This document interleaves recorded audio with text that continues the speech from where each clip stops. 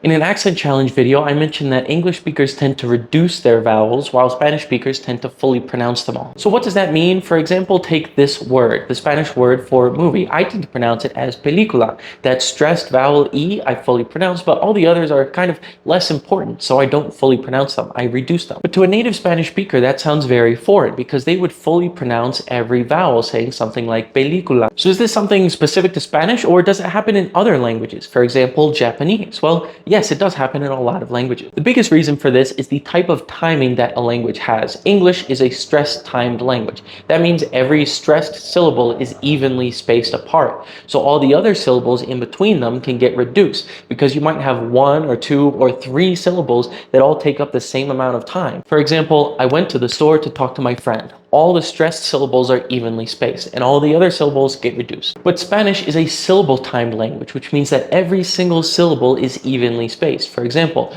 fui a la tienda para hablar con mi amigo.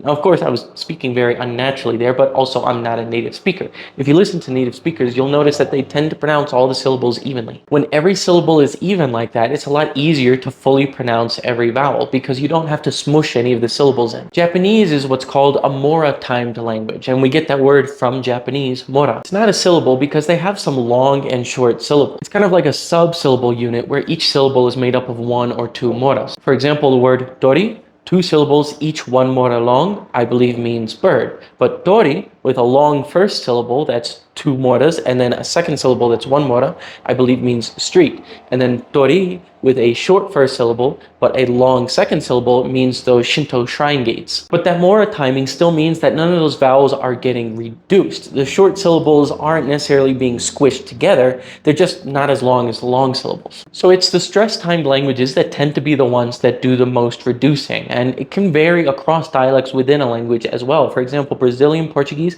tends to be more syllable timed, whereas Portugal Portuguese tends to be more stress timed. So you can hear speakers from Portugal swallowing a lot of the vowels. This all depends on accent and dialect of any language that you're talking about. There are situations where only certain syllables might get reduced, especially the beginning or end of words, but none of the others. And a language isn't necessarily just one or the other. It can be somewhere in between. But typically when we hear vowels being reduced, it is stress timed, and when we hear vowels fully pronounced, it is syllable timed or mora timed.